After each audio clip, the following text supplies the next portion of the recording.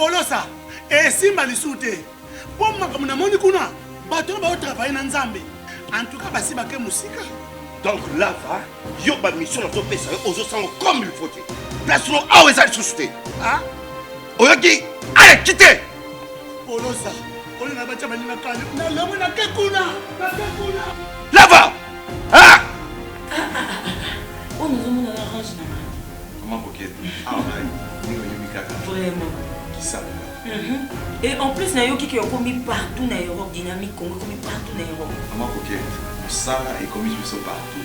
Tout comme la Suède, tout comme à Paris, tout comme à Lille, tout comme à Bruxelles. Et puis, base la mission est toujours Londres, Angleterre.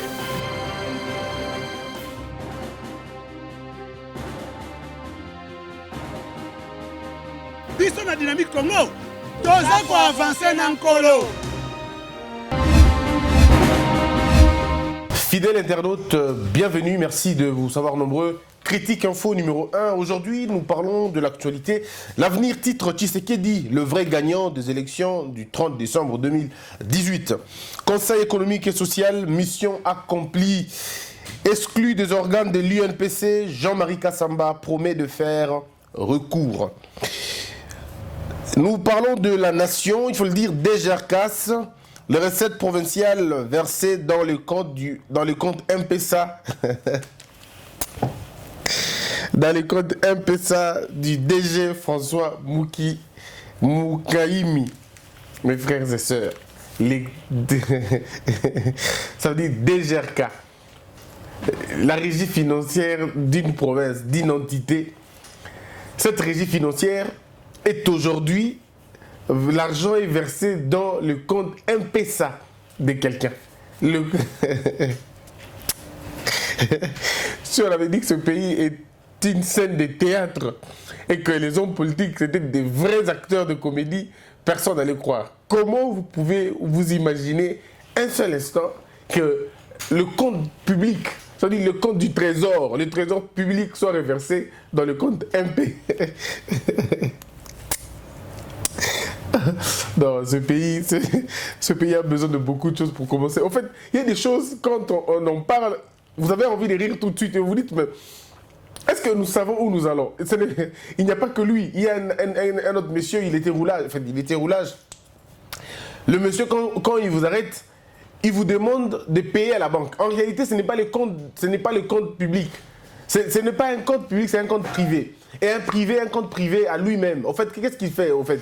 Le gars, quand vous arrivez chez lui, il vous dit, écoutez, pourquoi vous voulez me demander beaucoup d'argent? Parce qu'il vous dit, par exemple, écoutez, moi, je ne perçois pas l'argent, d'accord? Les choses ont changé. Il faut aller au niveau de la banque. Et qu'est-ce que vous faites en ce moment-là? Vous amenez votre argent au niveau de la banque. Et tout innocent que vous êtes, vous croyez vraiment que les choses sont en train d'avancer et vous amenez l'argent. Vous versez l'argent au niveau de la banque. Vous lui amenez les bordereaux. En fait, en réalité, c'est son argent à lui. C'est son compte privé à lui. Ça veut dire qu'il fallait, je ne sais pas, la copine de qui ou la femme de quelqu'un, d'un supérieur ou même un gestionnaire de la banque qui a finalement fuité l'info en disant non, le monsieur, le compte à la banque, ce n'est pas le compte de l'État. C'est son compte à lui seul. Et puis après 1 mois, 2 mois, 3 mois, le gars vient tout bonnement. Il transfère l'argent de son compte privé à son autre compte privé. Et donc, le pays a enrichi certains vautours, hein, certains loups, et qui se sont permis en tout cas permis tout, en fait. Cela prouve à suffisance que nous venons d'un régime où la récréation était d'une manière généralisée, on va le dire. Et puis, à un moment donné, personne ne s'inquiétait de quoi que ce soit. Figurez-vous, dans un pays sérieux, l'on peut demander à l'argent de l'État et quand à la poche à moto. Eh bien, on va lire. Qu'est-ce qu'on dit? C'est l'avenir qui est le titre. C'est pas moi du tout. C'est l'avenir qui est le titre. On va lire la page 4. Parce que c'est là qu'il s'agit. DGRCAS, depuis juin 2018 en avril 2019, les recettes du port d'Ilebo sont versées dans le compte M-Pesa du directeur général de recettes du Kasaï. Des révélations accablantes faites par le député provincial élu de Moueka, Calvin Minga, à la plénière ce mercredi à l'Assemblée provinciale. La plénière de ce jour a vu François Maïmi, DG de la DGRCAS, répondre à la question orale avec débat du député provincial Ferdinand Pouchampa autour de l'état des lieux, mieux la gestion de la DGRCAS. C'est en prenant la parole, les députés ont relevé une gestion chaotique des recettes de la province, la minoration de recettes comme mode de gestion de recettes. Le DG de la DGRCA ne tient pas compte de la représentativité provinciale dans son service.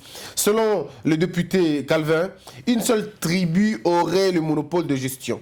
La question a révolté plus d'une personne. Les structures de la société civile exigent la mise en résidence surveillée du DG.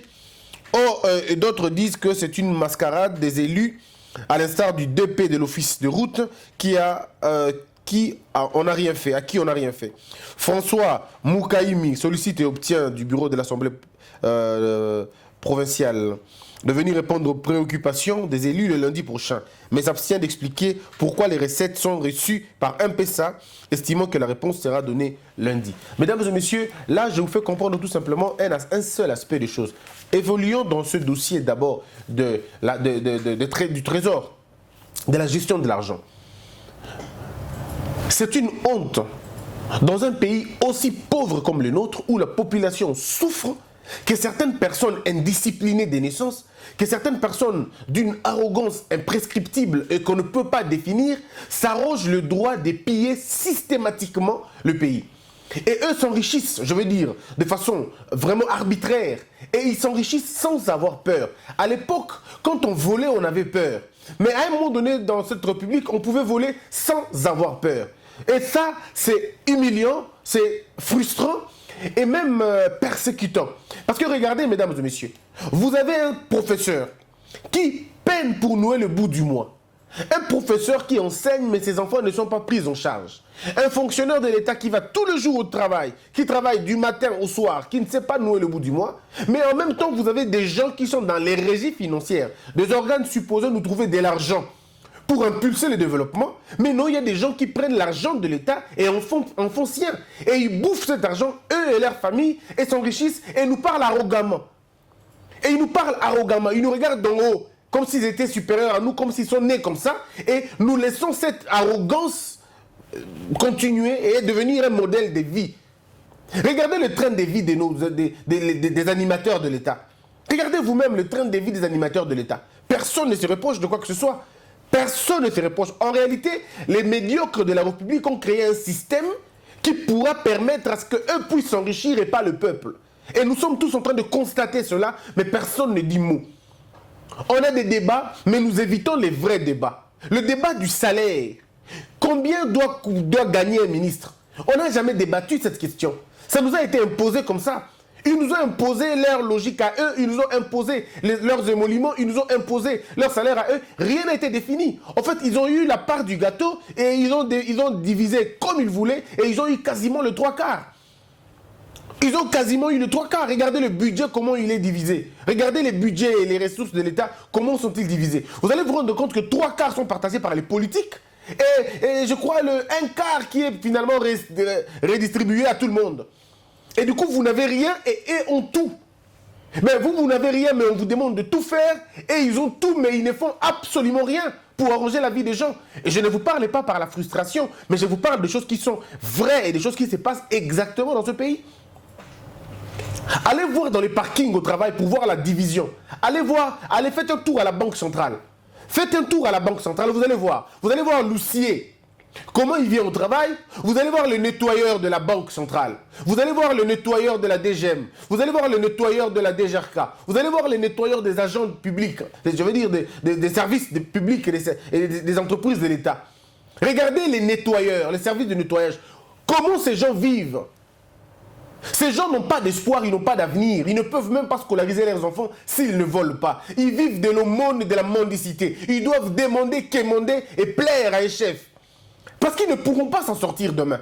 Mais en même temps, vous allez dans le parking, vous allez voir comment les DG viennent. Et les DG sont incapables de nous dire comment ils ont obtenu leur richesse. Vous êtes directeur d'entreprise aujourd'hui, dans 2 mois, vous avez déjà une maison. Et personne ne peut vous poser la question, où avez-vous vu? Où avez-vous trouvé cette maison-là? Ça, c'est ce qu'on appelle une sorte de, je veux dire, un suicide. On se tue sans qu'on le sache. On est dans un pays où une richesse illicite ne dérange personne. Tout le monde dit qu'il peut occuper. Mais non. Il faut aller voir dans la profondeur d'Ango. Il suffit juste d'aller dans nos parkings pour voir comment le problème est allé. Comment vous pouvez imaginer que Moutou, à la banque, pardon, à la DGRK, à la régie financière, DGRA, DGM, il fait dans la Bilokouana. Mais comment vous voulez que personne n'aille un salaire, n'aille combien? Il gagne combien à la fin du mois? C'est un secret. On est dans un pays où le salaire est un tabou. Personne ne peut savoir, bon, on a combien. Jusqu'aujourd'hui, on attend savoir le président de la République gagne combien. On attend le savoir, mais personne n'en parle. Pourquoi vous flouez cette question? Parce que le président est déjà là, il a déjà perçu l'argent. Déjà perçu plusieurs fois là. Le directeur de cabinet, lui, a déjà été payé. Le cabinet du président, on ne sait pas, on entend des rumeurs comme quoi ils ne sont pas payés. Bon, je ne suis pas dans les rumeurs, restons dans les informations.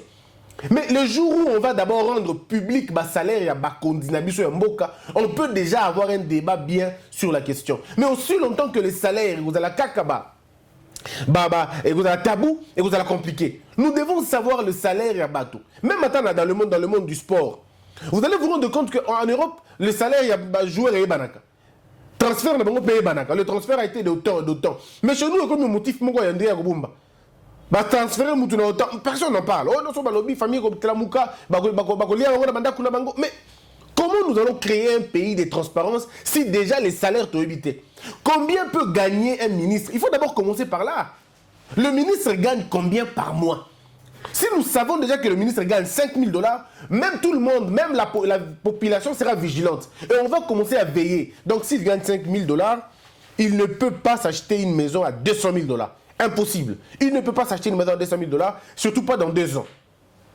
Il faut qu'il en prenne. Et puis sur la Défimbongo, et pas un banque, il faut qu'on sache. Il est important pour nous de savoir combien touchent ceux qui nous gèrent, ceux qui nous gouvernent. C'est parce que dans ce pays, on blague avec l'argent.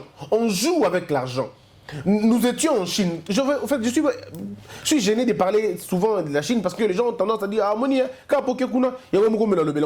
mais alors, laissons tomber même, ne parlons même pas de cela. Mais regardons les constructions des hôpitaux ailleurs. Vous allez voir, vous allez dans un pays, vous posez la question. Édifice, oh, écoutez, bino combien? Ils vous disent, écoutez, bino 110 000 $, 100 millions de dollars. Tu poses la question, combien? On te dit 100 millions de $. Je dis, c'est pas possible. Immeuble 100 millions de $, oui. Tu lui dis, mais chez moi, je connais des gens qui ont 30 millions de dollars de détournement. Il y en a qui ont 40 millions, il y en a qui ont 50 millions de dollars. Alors, il y a un bateau, on ne sait pas ce qui va faire draper Mbongo. Et le transaction bancaire, et comme la trésorerie, et le trésorerie, et comme il y a un bateau. Est-ce qu'on peut imaginer cela? Nous sommes au Congo, dans le ministère des Affaires étrangères. Le ministre est encore là. Un monsieur est allé prendre l'argent à la banque, de la banque, pour aller dans le ministère des Affaires étrangères. Le monsieur s'est retrouvé à Brazzaville, et puis s'est retrouvé en France, et puis s'est retrouvé ailleurs. Personne n'a dit mot. Personne n'a toussé. Voyez-vous, mesdames et messieurs, c'est parce que la transparence dans la gestion de l'État est athée. Mais pour que la transparence est salée, il faut qu'il y ait un homme. Il faut un homme. C'est pourquoi nous demandons au président de la République d'être le plus sévère que possible. Mais pour que la sévérité du président de la République est à la possible, il faut que lui-même, le président, soit exemplaire. Il faut l'exemplarité au sommet de l'État. Si le président estime qu'il est irréprochable, il pourra en ce moment-là sanctionner ceux qui se détournent du chemin. Mais si lui-même, le président, se reproche de beaucoup de choses, ça va être un peu compliqué. Vous allez voir, il y aura une certaine lenteur. Parce qu'il ne pourra pas frapper sérieusement quand il sait qu'il va frapper le bateau dans Makambo et Ogazosal. Voyez-vous le problème? Donc nous voulons un président qui va se lever, qui va nous produire le miracle de Singapour, qui va nous produire le miracle rwandais, qui va nous produire le miracle des États-Unis et le miracle de l'Europe et le miracle de ces gens-là. Aucun pays au monde ne s'est développé sans la transparence dans la traçabilité des recettes. On ne met pas n'importe qui dans la gestion, surtout dans la gestion des ressources. Monsieur le Président, vous avez un problème sérieux. Et votre problème, c'est que vous êtes miné. Miné par qui? Miné par cette alliance que vous avez eu à faire avec le FCC. Moi, j'appelle ça une alliance de circonstances. Je ne vous demande pas de la détruire maintenant. Ce n'est pas sage et ça ne le sera pas. Tout ce qu'on vous demande, Monsieur le Président, c'est d'aller au-delà de cette alliance, de cette coalition, pour marquer votre empreinte en tant que président. Parce que c'est vous. Alors, c'est vous qui allez porter seul le chapeau de l'échec. Or, ces gens-là sont en train de vous miner. Ils vous minent comment? Ils vous minent dans les services. Il y a ressources Mboka. On ne peut pas jouer avec les recettes de l'État. Il y a certains pays qui se développent avec les taxes et les impôts. Il y a certains pays qui n'ont pas d'or, qui n'ont pas de pétrole, qui n'ont pas de diamants, qui n'ont pas de minerais, qui n'ont pas de coltan, qui n'ont pas d'huile de palme, qui n'ont pas de café, qui n'ont pas de cacao. Ils n'ont rien absolument. Mais ils n'ont que l'organisation, ils n'ont que la traçabilité des recettes, ils n'ont que les taxes et les impôts. Mais comment ces pays font-ils pour se développer alors que vous avez tout, mais vous n'arrivez à rien faire? En réalité, parce que les personnes que vous envoyez dans les régies financières pour récupérer l'argent, pour récolter l'argent, vous envoyez ces gens-là pour les récompenser en réalité politiquement. Et généralement, ce sont des familles qui sont là. Le beau-frère d'eux, le beau-père d'eux, le cousin d'eux, l'ami d'enfance d'eux. Et lorsque vous avez fait d'une république une sorte d'amicalité, ou vous faites une république une sorte de mutualité, je veux dire collégiale ou je ne sais pas moi, amicale ou familiale ou tribale ou ethnique, si vous voulez même clanique, et les plus aberrants, c'est politique, et bien vous tuez tout. Mais si vous changez ces choses-là, parce que Monsieur le Président, vous ne réussirez pas sans une justice. Et vous ne réussirez pas sans la transparence dans la gestion. Vous ne réussirez pas. Le Congo a besoin d'argent pour aller de l'avant. Le Congo a besoin d'argent. Nous avons l'argent virtuel. Maintenant, il faut matérialiser cet argent-là. Comment vous allez matérialiser l'argent? Il faut mettre les bonnes personnes dans les régies financières. Il faut mettre des gens désintéressés. Des gens qui ne sont pas liés, qui ne sont pas prisonniers de la chair. Des gens qui ne définissent pas leur vie par des voitures, par des vestes et par des femmes. Je ne comprends pas au Congo. Quand on est nommé ministre, quand on est nommé DG, quand on est nommé PDG, on a une deuxième femme, on a une troisième femme. Plus on monte en fonction, plus on monte en nombre de femmes. Nombre de femmes, ça veut dire nombre de bouches, plusieurs bouches à nourrir, plusieurs appétits à satisfaire, plusieurs besoins à combler. Et où vous allez trouver l'argent? C'est dans le trésor public. C'est dans les trésors publics. Je ne peux pas imaginer que dans notre pays, que le GoPass soit payé, ça fait 10 ans, mais personne ne peut nous dire où est parti l'argent. Et quand on pose la question, et comme on dirait tabou, non. Et comme on dirait tabou, Mbongo ya GoPass et Kenda Wapi, ça fait 10 ans, Mbongo wana et Zouamaka toujours. Mais cet argent fait quoi et ça va où? Personne n'en parle. Monsieur le Président, ce sont des choses comme ça qui feront de vous un homme populaire, au sens du terme. C'est en regardant, en ouvrant l'œil et le bon. Vous savez, Monsieur le Président, vous pouvez être riche aujourd'hui, oui. Vous pouvez vous enrichir, sérieusement, même sans voler. Vous pouvez vous enrichir. C'est bien bon. Mais le plus important, on retiendra de vous si vous ramenez le peuple qui n'a rien à avoir le minimum. Les gens ne demandent pas des gratte-ciel aujourd'hui. Les gens demandent justement la satisfaction du besoin primaire. D'abord, les gens demandent une autosuffisance alimentaire. Les gens veulent manger. Et vous avez tous les ingrédients pour résolver le problème de ces gens-là. Mais il vous manque simplement une chose, la coordination. Il vous manque simplement une chose, la vraie sélection. Il vous manque simplement une chose, le vrai casting. Mais ce n'est pas trop tard, Monsieur le Président. Vous n'êtes que dans vos débuts. Vous n'êtes que dans vos débuts. Moi, je ne vous tiens pas rigueur. Vous êtes dans vos débuts. Et toutes les erreurs qui peuvent se passer, qui peuvent se commettre pour l'instant, j'essaierai d'être clément parce que j'estime que c'est dans l'apprentissage, tout ça, on est d'accord. Mais le problème, c'est que plus le temps passe, plus les espoirs s'envolent et plus un système s'enracine. Maintenant, il faut démanteler le réseau. Et la seule façon de démanteler les réseaux, c'est de détecter les bonnes personnes qu'il faut mettre dans les coins stratégiques. Et les coins stratégiques au Congo, pour l'instant, c'est d'abord les ressources, nos ressources, la gestion de la traçabilité de nos ressources. Le coin stratégique, c'est la justice. Le coin stratégique, c'est aussi beaucoup d'autres choses que je ne pourrais peut-être le dire ici. Mais il est très important pour nous de penser à un changement au niveau de l'intérieur. Et la seule façon pour changer cela, c'est réussir un casting efficient, un casting compétitif. Parce que regardez, vous allez vous rendre compte que vous avez la DGI, vous avez la DGRK, vous avez DGM, vous avez les frontières, bref. bon, tout ça dans la frontière. Mais, en fait, en réalité, c'est que c'est de l'argent que nous recevons là. Ça va où? Qu'est-ce qu'on en fait? Parce que pendant que les gens s'enrichissent, il y a des secteurs qui demandent juste un peu d'argent pour que ça marche. Juste un peu d'argent pour que ça marche. Les femmes qui vendent pondu, ngouba, ces femmes maraîchères là, maman, mais il faut une coopérative nationale de ces femmes-là pour prendre ces femmes en charge. Vous savez, nous sommes aux États-Unis. Je crois vers 1900, non, c'est plutôt Delano Roosevelt. Delano Roosevelt, quand il arrive, il trouve le pays dans un état de putréfaction terrible. Il trouve le pays déchiré, le pays séparé, le pays a été détruit quasiment. Mais Delano Roosevelt, avec son programme de New Deal, qu'est-ce qu'il fait, le monsieur? Il dit, construisons d'abord des routes. C'était là le premier élément de Delano Roosevelt. Il en a fait beaucoup. Moi, c'est parmi les présidents américains qui m'ont influencé dans la politique et surtout dans la manière de réfléchir, de faire la chose. Pour moi, je pourrais dire Delano Roosevelt, c'est même l'icône de la rupture. C'est l'icône de la rupture. Il a ravi le pouvoir aux bourgeois pour redonner l'espoir aux Américains. Je peux même lui attribuer le rôle du rêve américain. C'est vrai que le rêve américain a été matérialisé par beaucoup d'autres personnes après, mais le gars était sérieux dans ce qu'il disait. Il disait on ne peut pas se développer sans route. Or, pour avoir des routes, qu'est-ce qu'il faut faire? Il faut trouver l'argent au niveau de l'intérieur. Mais pour trouver l'argent, il faut faire quoi? Il faut mettre les bonnes personnes aux bons endroits. Les bonnes personnes aux bons endroits. Il faut éviter qu'il y ait une sorte d'injustice sociale, ce que nous avons ici chez nous. J'aimerais vous citer quelques éléments. Regardez l'hôpital, les hôpitaux généraux. Prenons l'hôpital général de référence de Kinshasa. Regardez. Vous allez vous rendre compte que les gens souffrent dans cet hôpital-là. Cet hôpital est sous-équipé. Cet hôpital est devenu un mouroir. Cet hôpital est devenu vraiment, je veux dire, un oublié, quoi. Carrément un oublié. Mais qu'est-ce qui se passe dans cet hôpital?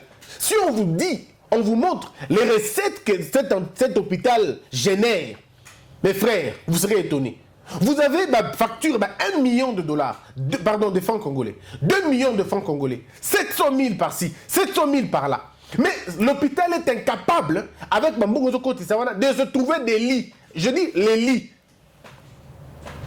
Mais, et puis vous dites, vous avez un directeur général là-bas. Mais qu'est-ce qu'il fait, le monsieur? Pourquoi nous n'allons pas dans les résultats? Pourquoi nous n'allons pas dans les résultats? Ça, c'est seulement l'hôpital général. Parlons de l'ONATRA. Comment on peut être DG de l'ONATRA alors qu'on est en train d'assister à la vente des maisons de l'ONATRA? Si nous sommes DG de l'ONATRA et que l'ONATRA n'arrive même plus à prendre en charge les agents de l'ONATRA à Ngomoko. En quoi est-ce qu'on est DG dans Makambouana? Est-ce que vous vous imaginez un peu le problème? Et donc, il y en a comme ça beaucoup. Donc, dans beaucoup de pays, dans beaucoup de secteurs, il y a ces deux ordres-là. Jusqu'à arriver au point de ce monsieur qui, lui, se paye le luxe. Il y a l'État et quand on a un compte bancaire, et quand on a un compte M-Pesa. Regardez au port, le port de Matadi, le port de Boma, le port de Mwanda. Qui sont les directeurs de ces ports? Je parle de DG des ports. Comment font-ils pour vivre? De quelle manière vivent-ils? Tout le monde le sait. C'est un secret de polichinelle. Tout le monde sait comment ces gens vivent. Mais personne ne dit mot. En même temps, vous avez un système médical qui est foutu, qui n'a pas d'ambulance. Aujourd'hui, si vous tombez malade à Kinshasa, pour qu'il y ait une ambulance, il faut les ambulances privées. L'hôpital général n'a pas d'ambulance. Et ce qu'il y a une ambulance, en tout cas, il y a une ambulance, on a carburant exaté. Ambulance, on a pompe à éjection exatée. Est-ce qu'on peut, on est sérieux? Et on dit aux gens, non, nous, la vie est sacrée, l'homme est au centre de notre politique. Non! On ne conduit pas un pays dans un slogan, on conduit un pays dans l'action. Et pour réussir ça, il faut d'abord réussir l'homme. Monsieur le Président, moi je vous demande d'ouvrir l'œil. Si vous n'avez pas la justice pour l'instant, créons même des tribunaux spéciaux. Ça arrive. Il y a des tribunaux spéciaux qu'on crée. On appelle ça des juridictions ad hoc. Beaucoup trouver pour punir sévèrement ceux qui jouent avec l'argent de l'État. Parce que ça, c'est blaguer avec l'argent de l'État. Au Congo, montant au Congo 2 millions de dollars, 3 millions de dollars, 4 4 millions de dollars Baïbi. Mais mesdames et messieurs, je vais vous dire encore un autre élément. Prenons un calcul. Je ne fais pas des calculs parce que c'est compliqué pour moi. Prenons une ambulance.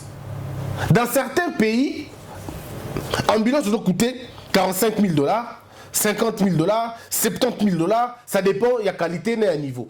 Donc, ça veut dire quoi? Ça veut dire que quand quelqu'un vole 2 millions de dollars, ce monsieur nous a pris au moins 4. Ceux qui toquent dans la logique à 45 000, il nous prend au moins 4 ambulances. C'est-à-dire le monsieur a volé 4 ambulances. Et 4 ambulances peuvent ramener la vie à des milliers de Congolais qui meurent. Non pas parce qu'ils sont très malades, mais parce qu'il n'y a pas eu un soin. Parce qu'il n'y a pas eu un service d'accueil. Parce qu'il n'y a pas eu une prise en charge Yamalonga.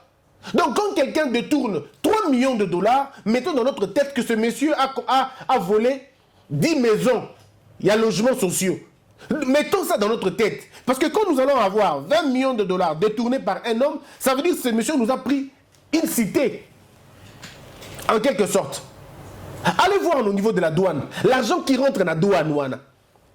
Qui en parle? Personne n'en parle. Personne n'en parle. Je parlais tantôt de cette histoire de... Non, d'abord finissons avec la douane avant de revenir dans les Cambodia Go Pass. L'argent est contre la douane. Mais allez voir la douane, allez voir le port. Dans quel état le port est-il? Dans quel état notre port se trouve? Mais en même temps, faites un tour dans le port à Guinée, faites un tour dans le port à Cameroun, faites un tour dans le port à Brazzaville, faites un tour dans d'autres ports. Vous allez voir qu'il y a un... Vous savez, ici, quand vous sentez, vous arrivez, vous sentez qu'il y a une sorte d'ordre. Il y a l'odeur de l'ordre. Mais ailleurs, chez nous, quand vous arrivez, mais vous sentez qu'il y a les désordres. On ne sait pas qui fait quoi exactement. Un seul individu va rentrer dans tous les bureaux pour vous donner un document. C'est-à-dire, au comité d'aéroport, c'est lui qui vient vers vous. Papa, paie ça un document. Yo, tu as pris un petit place, fais ça un document. Bagage, paie ça un bagage. Et c'est lui-même qui va aller faire cela. Ça veut dire l'argent que tu devais donner na caisse à l'État et quand il a poche à Moutouana. Et ça veut dire ça ne se fait pas par des personnes étrangères. Non, ça se fait par des personnes qui sont censées protéger le trésor public. Est-ce que vous pouvez imaginer cela? Et comme Donald Trump dit qu'on est un pays de merde, on se fâche. Mais comment on ne peut pas se fâcher quand on sait que l'essentiel de l'argent qui doit rentrer dans le trésor public est contre le trésor public? Monsieur le Président, ce pays a beaucoup d'argent, tapez-le au bon endroit. Basengi biso ba vignette. Na fouti vignette nanga. Na pesi vignette nangai. Na sali makamunyoso. Oh pour que vignette simba. Mais regardez maintenant, on a na balabala est dans malamouté. Maboulou na maboulou. Je me pose la question de savoir l'argent que l'on paye va où? Monsieur le Président, vous devez imprimer à ceux qui gouvernent et ceux qui vont gouverner de comprendre qu'on ne joue pas avec l'argent de l'État. On ne joue pas avec l'argent de l'État. Et la seule façon, quand on joue avec l'argent de l'État, on doit se retrouver en prison. Parce que je ne conçois pas que tellement on perd de la fonction. Monsieur Kabila nous avait tellement habitués. Habitués à quoi en fait? C'est-à-dire quand on vous corrompt ou quand on vous attrape avec l'argent, non, lui il ne faisait que vous révoquer. Il vous révoque mais vous laisse tranquille. Non, il faut une continuité en fait. Vous perdez le boulot et on vous arrête, on vous met en prison. Et le pays comme il est là, dans l'état où nous sommes, nous avons besoin d'exemplarité. L'exemplarité ici, ça veut dire quand on vous attrape, vous avez été corrompu, ou vous avez corrompu, ou vous avez bouffé l'argent de l'État, vous devez passer devant le public. L'on doit vous condamner, que le public sache que vous avez volé, que vous puissiez d'abord subir l'opprobre. Parce que c'est de cette façon-là que vous allez décourager les mauvaises habitudes et vous allez décourager les mauvais comportements. En Singapour, pour réussir, il fallait d'abord sanctionner le Premier ministre. C'était au niveau de la tête qu'il fallait d'abord sanctionner. On ne poursuit pas le petit voleur du pain. Non, il faut d'abord aller au niveau à l'Ikoloana. Ça veut dire qu'il y a des choses qui se passent dans ce pays. Pourquoi me poser ma question, mais toujours comme Mawapi vraiment. Si vous allez dans nos marchés, Banzebaou, Nzenabiso, on dit tout le gars, Bozora quittance, vous foutez combien? Tout le monde doit être 1000 francs, 200 francs, 400 francs et de façon parfois régulière. Bon, Mongo, on a tout récolté, on a Ekendaka, Wapi. On est dans un bon bourgmestre. Non, nous on n'est pas là pour payer l'argent pour que le bourgmestre à vivre. Non, le bourgmestre est payé par l'État. Il a un salaire. L'argent, il y a Zandouana et dans un bon fonctionnement, il y a Zandouana. Et dans bon, il y a reconstruction à Zandouana. Et dans bon, il y a condition. Mais quand les gens qui sont au niveau de l'État, qui sont en train de gérer l'État, ne comprennent pas cette dimension-là, que quand on gère, l'on doit prévoir, alors en ces moments-là, ils ont prouvé leur insuffisance, il faut le mettre de côté. J'estime qu'avec une justice importante dans ce pays, beaucoup de gens ne vont pas jouer avec l'argent. On va continuer dans cette même chose, je dirais, le même élan à la prochaine émission, pour décourager le mauvais comportement. Il faut tout l'État. Un homme honnête, un homme vrai, un homme, je veux dire, au sens propre. Ce n'est pas un homme qui s'évertue dans le mal pour gagner l'argent. Non. Travaillez bien, vous avez on a plusieurs façons de s'enrichir dans ce pays sans voler, dans l'ordre. On peut s'enrichir dans ce pays dans l'ordre. Et je le donne à la deuxième partie de cette émission. Mesdames, Mesdemoiselles et Messieurs, puisse Dieu vous bénir. Abonnez-vous massivement. Partagez la vidéo. Et il y a des gens que je ne connais même pas qui prennent mes vidéos. Internet. Que Dieu vous bénisse. Continuez dans la même logique. Moi, je n'ai aucun problème. Tu peux prendre l'émission même entièrement. Nous, le problème, ce n'est pas celui-là. Notre problème, c'est si le message va atteindre un grand nombre de personnes. Et ça, c'est un grand plaisir. C'est une honte de s'enrichir dans un pays pauvre. C'est une honte. Et les gens devraient avoir honte de s'enrichir dans un pays pauvre. Abonnez-vous, mesdames, mesdemoiselles et messieurs. Puisse Dieu vous bénir, que la peur quitte nos esprits et que Dieu bénisse la RDC.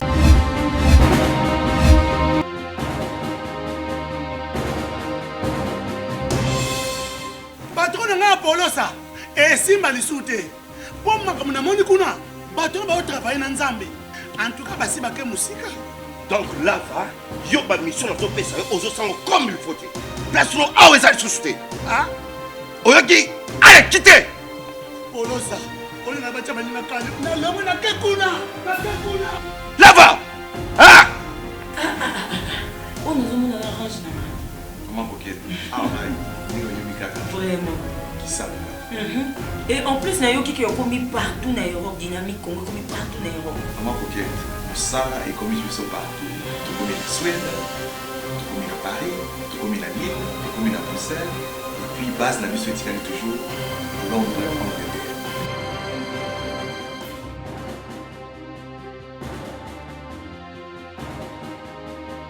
Biso na dynamique Congo, toza ko avancer na nkolo.